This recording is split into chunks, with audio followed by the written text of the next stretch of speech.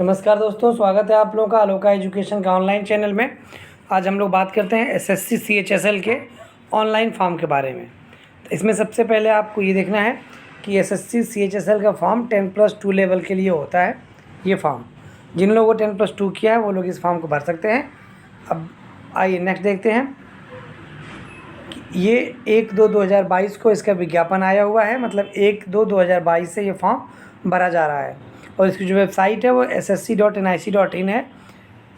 अब बात करते हैं कि इसके इम्पोर्टेंट डेट के बारे में। नोटिस क्या आई है एसएससी वालों की तरफ से। 10+2 का ये फॉर्म है, 2021 का फॉर्म है, 2022 में हो रहा है।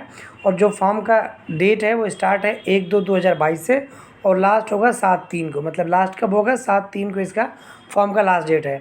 और 8 तारीख तक इसका on last date for time for making online payment. 8 तारीख तक ऑनलाइन पेमेंट करेंगे। ऑफलाइन चालान जनरेट करने की तारीख है 9 तारीख है। और 9 सब मार्च का महीना चल रहा है, मार्च वाले में इसको लास्ट डेट है इसके। और 10/3 तक इसमें आप पेमेंट करा सकते हैं ऑफलाइन के थ्रू। बाकी आप लोग ऑफलाइन के थ्रू मत जाइएगा, ऑनलाइन एग्ज़ाम का जो फॉर्म भरना है ऑनलाइन ही भरिएगा, पेमेंट ऑनलाइन करिएगा। अब देखिए, बात करते हैं कि इसमें करेक्शन भी आएगा। करेक्शन कब से है? 11/3/2022 से 15/3/2022 तक करेक्शन होगा। और मई में इसका टायर फर्स्ट का एग्ज़ाम होगा। और बाकी अगला क्या है वो आगे आपको बताया जाएगा। मतलब कि ये 1 तारीख से फॉर्म शुरू हो गया, 1 फरवरी से। और ये कब तक चलेगा? ये चलेगा 7 मार्च तक। ठीक है, 7 मार्च तक ये फॉर्म चलेगा। तो इससे पहले आप लोग फॉर्म भर लीजिए। आइए देखते हैं पे स्केल क्या है। तो इसमें जो एलडीसी है उनके लिए, एलडीसी और जेएसए है, जूनियर असिस्टेंट सेक्रेटरियल वाला, इसका लेवल 2 का है। 19,900 से 63,200 तक इसका सैलरी है। और जो पोस्टल असिस्टेंट वाले हैं, पीए या सॉर्टिंग असिस्टेंट है, एसए वालों की 25,500 से 81,100 तक इसकी सैलरी है।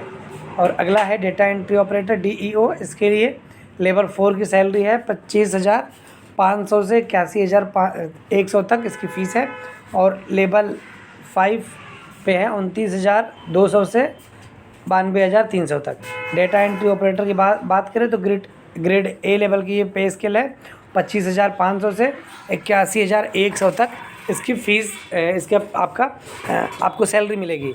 तो अच्छी बात है कि आप 10+2 केवल आपके पास है और इतना आपको सैलरी दिया जा रहा है, बहुत ही अच्छी बात है। तो आप लोग इस फॉर्म को भरिए और कोशिश यही करिए कि आप लोग सिलेक्शन हो जाए। तैयारी आप लोग इतना बढ़िया से करिए।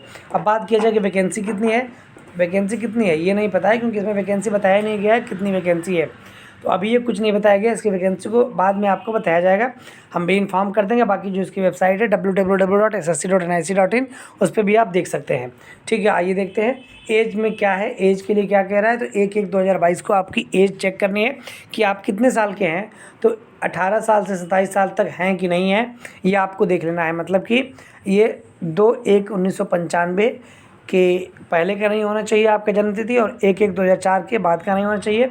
और रिलैक्सेशन है अपर एज में, वो मिलेगा जैसे मिलता है। ठीक है, जैसे SC ST के लिए 5 साल का रिलैक्सेशन मिलता है, OBC के लिए 3 साल मिलता है। इस तरह से अलग अलग कैटेगरी के लिए अलग अलग एज में छूट मिलती है। आप लोग कोई भी फॉर्म भरने से पहले विज्ञापन जरूर पढ़ा करिए। विज्ञापन पढ़ेंगे तभी आपका सही रहेगा, कोई गलती त्रुटि का चांसेस नहीं है।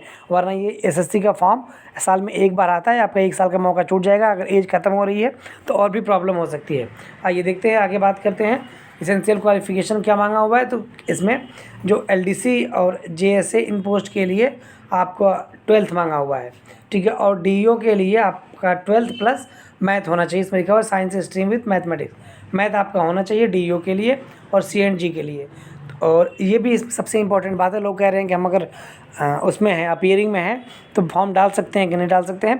तो देखिए, इसमें सीधा सीधा लिखा हुआ है कि 7/3/2022 तक, मतलब जब लास्ट डेट है इसका फॉर्म भरने का, उस दिन तक आपके पास क्वालिफ़िकेशन होनी चाहिए।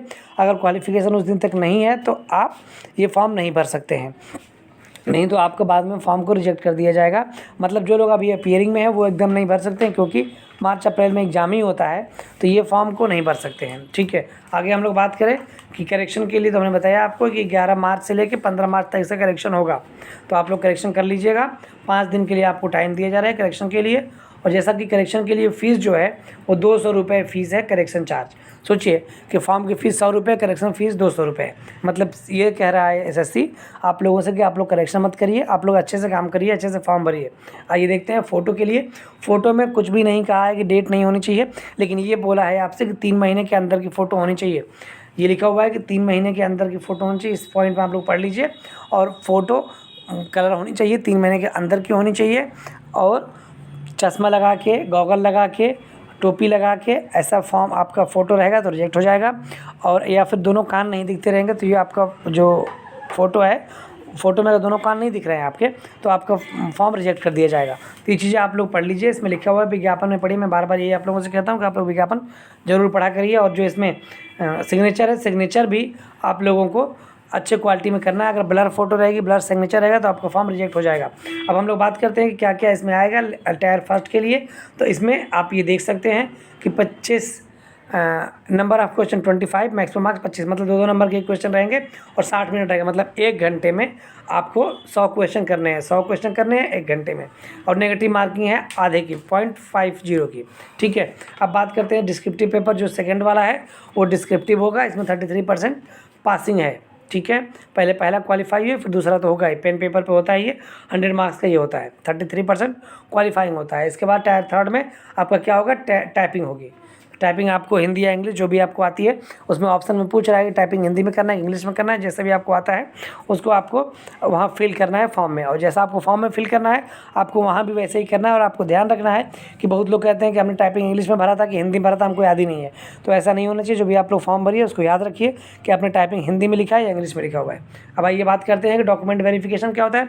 तो जब आपका फॉर्म हो जाएगा, पहला स्टेप, फिर दूसरा स्टेप, फिर तीसरा स्टेज हो जाता है, मतलब फुल्ली तरह से आप क्वालिफाइड हो जाते हैं, तो आपका डॉक्यूमेंट वेरिफिकेशन होता है। मतलब डीवी, डॉक्यूमेंट वेरिफिकेशन, सब कुछ सही है कि नहीं। जो आपने 10th में भरा है फॉर्म, 10th के अनुसार ही अपना फॉर्म भरिए। जो भी 10th में आपके सर्टिफिकेट में नाम लिखा है, father name, date of birth लिखा है, उसी के अनुसार आपको फॉर्म भरना है। आइए नेक्स्ट हम लोग देखते हैं कि इसकी जो लास्ट हमने बताया कि 7 तारीख को है, तो इससे पहले आप लोग फॉर्म भर लीजिए। 7 मार्च से पहले टाइम बहुत है, लेकिन बाद में लास्ट में साइट नहीं चलती, आपको प्रॉब्लम हो जाती है। ठीक है, तो ये पूरा 10+2 एसएससी का जो CHSL का फॉर्म है उसके बारे में जानकारी थी। और इसी तरह से जानकारी के लिए हमारे ऑनलाइन जो चैनल है, यूट्यूब चैनल है आलोका एजुकेशन, उसको सब्सक्राइब किए रहिए और आपको सारी जानकारी मिलती रहेगी। Thank you.